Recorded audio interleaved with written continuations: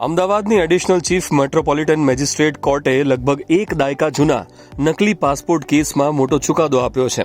નકલી ઇઝરાયેલી પાસપોર્ટ અને બનાવટી વિઝાનો ઉપયોગ કરીને યુરોપ ભાગી જવાનો પ્રયાસ કરનાર એક જ અફઘાન પરિવારના 3 સભ્યોને 3 વર્ષની જેલની સજા ફટકારવામાં આવી છે. મેજિસ્ટ્રેટ NN રાવલની કોર્ટે 2015ના અચર્ચિત કેસમાં ઝબીઉલ્લા યાદગર, હમીદુલ્લા યાદગર અને મીના યાદગરને દોષિત ઠેરવ્યા છે.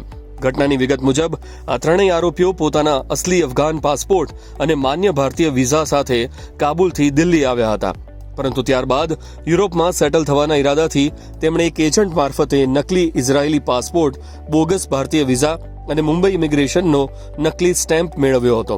10 સપ્ટેમ્બર 2015ના રોજ તેઓ અમદાવાદ એરપોર્ટથી દોહા જતી ફ્લાઇટમાં બેઠા હતા. જોકે દોહા એરપોર્ટ પર ઇમિગ્રેશન અધિકારીઓને શંકા જતા તપાસ કરવામાં આવી અને આખી પોલ ખુલી ગઈ હતી. 12 સપ્ટેમ્બર 2015ના રોજ ત્રણેયને ડિપોર્ટ કરીને અમદાવાદ પરત મોકલવામાં આવ્યા, જ્યાં સરદારનગર પોલીસ સ્ટેશનમાં તેમની સામે ગુનો નોંધાયો હતો.